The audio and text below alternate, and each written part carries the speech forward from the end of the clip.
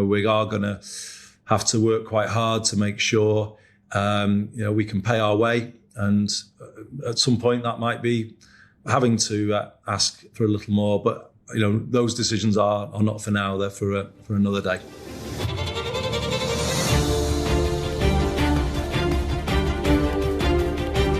Hello and welcome to the week ahead on Nomura Podcasts. My name's Dominic Bunning, head of G10 FX strategy at Nomura here in London, and today is Friday the 17th of July. It's been another whirlwind week in financial markets with some sizable misses to US inflation data, causing a fall in Fed rate hike expectations and some softness in the dollar. We'll be discussing that and Fed Chair Kevin Warsh's latest comments with Jeremy Schwartz soon. But before we get to that, Europe will be even more in focus, both in terms of economics and politics. We heard at the start of the podcast from Andy Burnham, the UK's Prime Minister in waiting, who flagged the risk of tax rises to come in an interview with Gary Lineker earlier this week.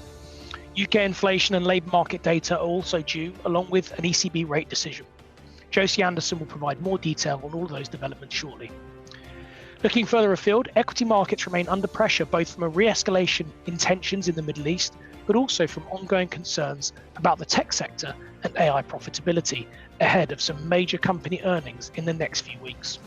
Korea has been very much at the heart of this story in recent months, and we discuss how it's impacting the economy with Jingwon Park. Once again, it's a jam-packed schedule, so let's get straight into it.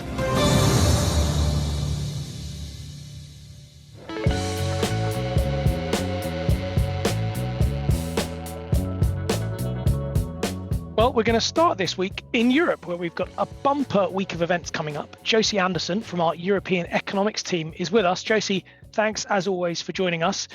It's ECB week this week. There's been a lot of volatility in market pricing, and your view has shifted a little bit in recent weeks. I'm just wondering, what are you thinking for this meeting in particular, but also what do you think the path ahead is for the ECB? Yeah, thanks, Dom. There's certainly been a lot of volatility. At the June meeting, they hiked. And at that point, we expected 3 more hikes with oil prices very high. Of course, they've fallen since then and have now picked up again. Our current expectation is no hike at the next meeting, but still a hike in September. But of course, beyond that, very much does still depend on what happens in energy markets. And gas prices are something that we're looking at increasingly closely, as well as oil prices, which have moved up and will be very important for the ECB. Looking more specifically at what we expect to be spoken about, particularly by Lagarde in July. Well, of course, we think she's likely to be fairly neutral with this hold that we expect. If we look at what's happened in recent ECB speak, for example, Nagel, a hawk, has said that ECB rates are appropriate where they are. And even prior to the re-escalation of the conflict, ECB speak was more supportive of waiting until September for any additional rate hike. So we expect fairly neutral speak at the upcoming meeting. Okay, fantastic. Very clear, Josie. Thank you, as always. Away from the ECB, UK is very much in focus from a data front, at least, with the labour market data and inflation coming up. Can you give us your expectations on these prints and also how you think they feed into the Bank of England's thinking? Yeah, sure. So we have the Bank of England this month, later in the month as well. So next week is very important for data. Starting with inflation, well, we've actually had in the last 2 prints has surprised consensus slightly to the downside. They were in line with our forecasts. We actually expect a slowdown in June to 2.5% headline year-on-year CPI. That would be down from 2.8%. But we expect that to be mainly on the non-core elements of inflation. So, of course, looking at June, we had that lower or fall in wholesale energy prices, and that did feed through to things like petrol prices. And then we also only expect a modest in food prices. Of course, in the UK, we have the whole Ofgem energy price cap cycle. So that means that in July, we will see that impact of household energy bills start to feed through. But actually in June, we do expect that fairly benign headline reading as a result of those non-core measures. On the labour market, there's always loads of moving pieces here. Of course, the MPC will be looking out for if there is much more evidence of a softening in the labour market. That has been a concern for them, and one of the reasons why they're hesitant to raise rates at the moment. And we expect them to stay on hold this year because rates are fairly restrictive. In terms of some of the details, we expect the U rate, the unemployment rate, to be 5% in this report, and a fall in payrolls. Okay, super. Just changing tack a little bit away from the economics towards the politics. In the UK, we should, in theory, get the announcement of a new Prime Minister, Andy Burnham, I think at least on Monday, and potentially a new Chancellor, with the FT reporting that Shabana Mahmood is the very strong front runner. What's your current take on the sort of UK fiscal situation and ultimately what the government is going to end up doing on fiscal policy? Yeah, thanks, Dom. So it does sound like Mahmood is now the most likely candidate for Chancellor, and she's from the more right side of the party versus perhaps Miliband, who is perceived to be on the soft left of the party. So markets seem to have been taking this fairly positively. It's a sign that perhaps the Labour Party is more likely to stick to the fiscal rules, which markets are very concerned about seeing. But ultimately, we haven't heard that much from Mahmood on her economic plans and her policies that she might implement. And so there is still a lot to see, not just in terms of what Mahmood thinks, but in terms of what Burnham is planning on doing in terms of policy. We know he would like to increase spending in certain areas, in particular things like housing, perhaps renationalising things like water.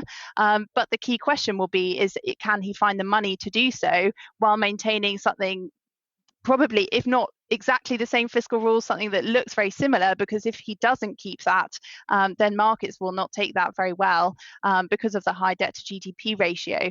And so this is something we're going to be watching closely, of course, over the coming weeks, but we're still waiting to hear a lot about what plans are from both Burnham and who is likely to be Chancellor, Mahmood. Okay, so plenty to watch, particularly in the UK, but also the ECB next week. So lots going on in Europe, very much the centre of attention, even if England were unceremoniously dumped out of the World Cup earlier this week. We'll still be focused on Europe for sure. Thanks, Josie. We'll catch up with you soon. Thanks a lot, Dom.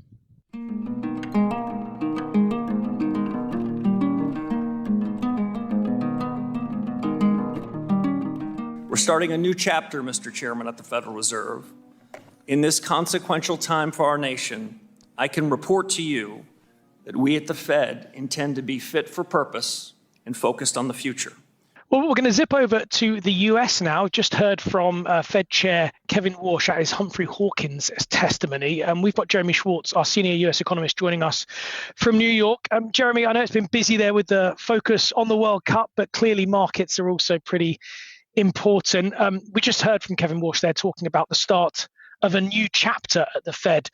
Up until now, he's been pretty tight-lipped on the policy stance. Did we learn anything new this week from Warsh? Yeah, so he did open up a little bit in the Humphrey Hawkins testimony, I would say, and he remains very tight-lipped about the path for policy rates. He still is very opposed to giving forward guidance.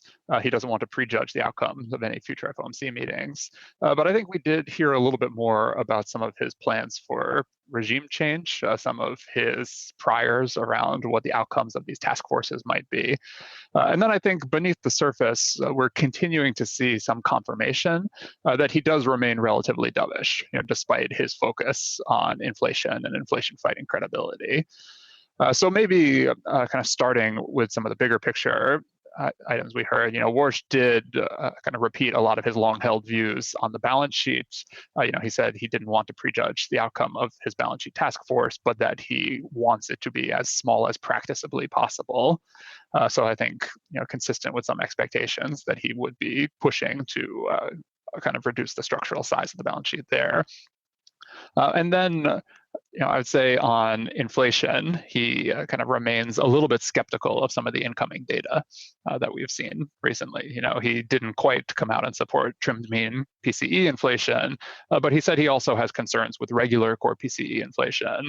And in one notable exchange in his Senate testimony, he said that AI-driven price pressures weren't really inflation, and that actually you're going to get supply-side improvements coming with a lag. And so he would kind of discount any kind of near-term price pressures there. So we do think he continues to be building up this case to look past some hawkish data, to not feel like he needs to hike proactively because they do expect disinflation off in the medium term. Other than that, we think that, again, Warsh was largely kind of not weighing in on whether the Fed should hike rates or remain on hold here. But notably, while he stressed credibility, he stressed the importance of the Fed taking responsibility for inflation. He never went so far as to say that might require tightening policy. So we continue to expect he's playing for time. We continue to think that he would rather remain on hold and kind of hope that the data continue to move in the right direction and allow the Fed to remain patient. Okay, fantastic. So maybe a little bit skeptical that this is a complete regime change, but certainly things to watch on that front, particularly with task forces and everything else. You also mentioned there, slight skepticism maybe about the recent data. We've had two pretty soft or relatively soft inflation prints this week, both in CPI and PPI. What did you make of those numbers? Was this just a temporary blip, or is there something more sort of deep-seated happening here in terms of the disinflationary process? So I'd say it's a little bit of both there. I think there's a lot of evidence we've seen that inflation momentum is likely cooling here. So we've seen energy prices come off their peak. Wage growth continues to moderate. And when you dig into the details of the inflation data, even before these prints, there was some evidence that the impact from tariffs was waning. So I think the case that you were coming off the boil was pretty strong, and this data, supports that. That said, it certainly exaggerates the extent of the slowdown. You had a lot of volatile components, kind of undershooting to the downside. A few things which were strong in May, we think overcorrected in June. So we certainly wouldn't extrapolate that and say that this is a sharp disinflation trend or kind of you're suddenly on track back to the 2% target. But we do think that, again, some of the overheating concerns around May and June data were probably overstated. We think that that narrative seems to be easing up now. The fever is breaking a little bit on this idea of overheating. So when we put it all together, we're getting a core PCE tracking estimate of around 17 or 18 basis points. That's pretty close to a 2% annualized pace. Again, you probably revert somewhat higher than that in the medium term. But in addition to cooling price pressures from tariffs, some steady improvement in wage-sensitive services and shelter, and kind of getting past the peak of the spillovers from the Iran conflict, you also get things like summer seasonality, which tends to push inflation readings lower. And then finally, in September, you're going to get these methodological adjustments to core PCE inflation, which, while it doesn't change anything fundamental about the underlying inflation trajectory, we do estimate it's going to take around 20 basis points off of the year-on-year inflation run rate and maybe limit some of the incremental risk for prints going into Q4. So overall, again, we think you're still a long way from the 2% target, but insofar as Fed officials are comfortable in wait and see mode, as long as inflation is headed in the right direction, the data ought to continue to be supportive of that, and we think that they do remain in that wait and see mode. Okay, brilliant. That's really comprehensive and very clear, Jeremy. Thanks, as always, for joining us. Enjoy the World Cup final this weekend in New York, and we'll speak to you soon. Yeah, cheers.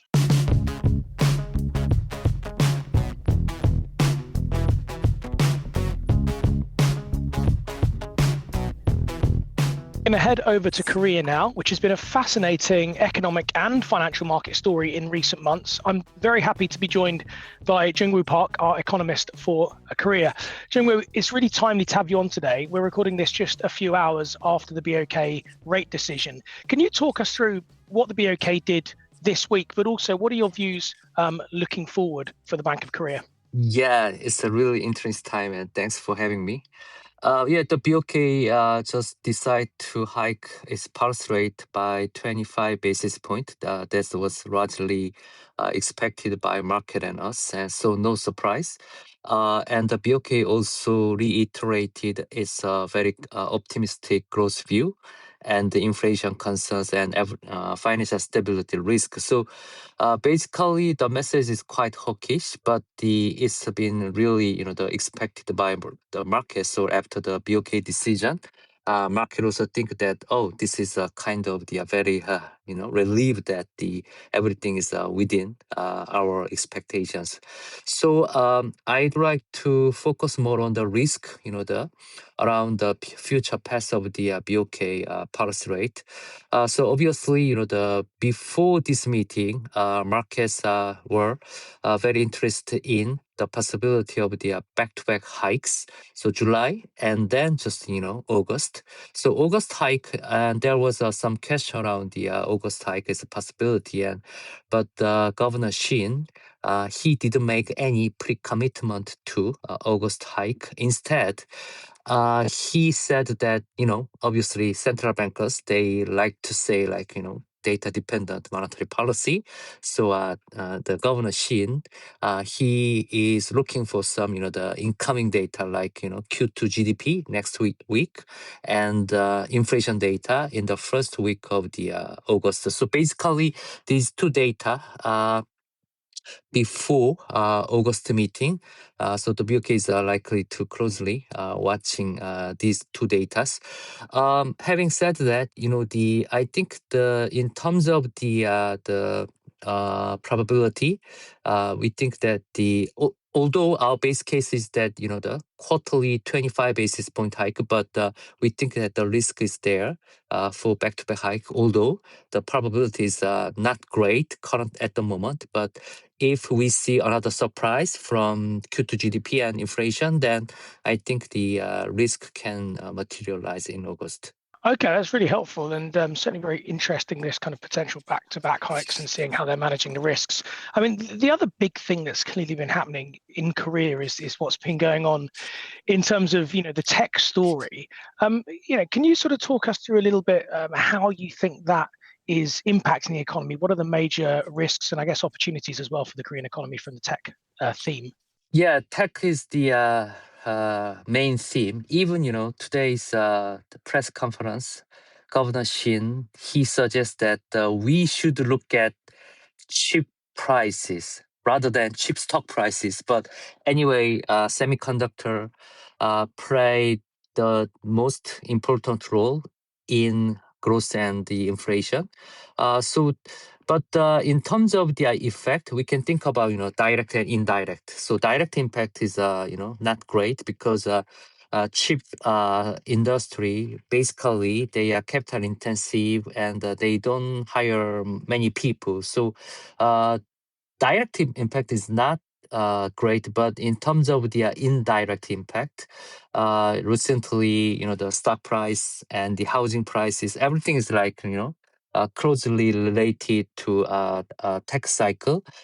So in Q1 and in Q2, the chip export growth, the triple digit is crazy, and because of that, the Q1 GDP growth surged by 3.8% YY, and then we also expect above trend growth in Q2. And the BOK also expect some the spillover from chip sector to non-chip sectors, and in terms of the inflation, it's more the related to asset price inflation. Because the once you make a lot of the money from stock market, then you want to buy housing with this investment return. So certainly the government and the BOK, they're concerned about this kind of the financial stability risk. Okay, I mean, financial stability clearly a big focus, as you said. I mean, when I look at the KOSPI, not something I look at all that often, but it seems to me incredibly volatile and clearly been a big focus for the market. I mean, How do you think about the local equity market, the local financial markets there? I mean, there's obviously a lot of volatility. The currency's been very volatile as well, currently strengthening, having weakened a lot as well in the run up to June. Does this complicate the way you think about things, or is it a sort of secondary factor? Yeah, it's really complicated because I have never seen this huge volatility in equity market over the past decades. So every day, in terms of the cheap stock prices, 10% up, then 10% down. It's like really roller coaster. There are a couple of reasons, but the main reason is that this ETF, the particular leverage ETF. So about 2 months ago, the government introduced a leverage ETF to stabilize FX market, because at that time a lot of the retail investors, they bought overseas ETF to maximize their profits. So because of that, the government thought, the capital outflow continues. So the government thought that if we have similar product, then the capital outflow will stop. So they introduced leverage ETF, but it only amplifying volatility. So when KOSPI goes up, it really accelerates, KOSPI rally. But when KOSPI goes down, it also accelerates, the speed. So the government now they are talking about regulating this leverage ETF product, and they're gonna announce some measures very soon. That's the first reason. And secondly, markets are increasingly concerned about the chip cycle, because in terms of delta, change. So chip prices now is running at triple digit, but anyway, in second half of this year, it's supposed to slow down, obviously. So markets are concerned about that, the peak of the chip cycle. And there is also another the concern around the U.S. hyperscalers. They may reduce capex in coming months. So these are the supply and demand concern driving the stock market volatility. Brilliant. Well, I think it's something to really keep an eye on during the summer in particular. We've seen a number of times in these theoretically quiet summer months that equity markets can come under a bit of pressure if something does start to go wrong. So certainly Korea will be a place to watch as maybe a canary in the coal mine, or certainly a factor involved in that, given its importance in this global tech trade. So thanks, as always, for joining us, Jungwoo. Super interesting and super helpful for all of us to try and understand a bit more about what's happening in Korea. Thank you. Well, before we wrap up, we're going to look a little bit wider across Asia for some of the key data points coming out in the week ahead. Most notably, we've got the Bank of Indonesia decision, where we expect them to leave policy rates unchanged at 5.75%. The bank's already hiked by 100 basis points in less than a month, and we think they may continue to use other tools like FX interventions to manage financial stability risks. Elsewhere, we have inflation data out of Singapore and New Zealand. In Singapore, we expect core inflation to rise 1.8%, quite a big jump from 1.4% in May, and above where the consensus is currently sitting. In New Zealand, we see headline CPI in Q2 rising by 1.3% quarter on quarter, which is in line with the RBNZ's recently updated forecast. Finally, in Australia, we've got the monthly employment report, where we do expect employment to rise by around trend, which is 20k or so in June. We also expect a slight drop in the unemployment rate, but nothing to suggest the RBA needs to do anything anytime soon.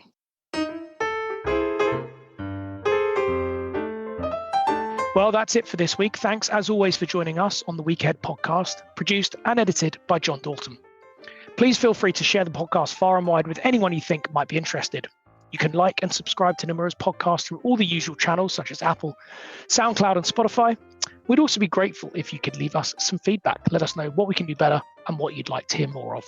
You can also log into nomuraconnects.com to keep up to date and to hear more on a range of topics. Thanks once again, and good luck for the week ahead.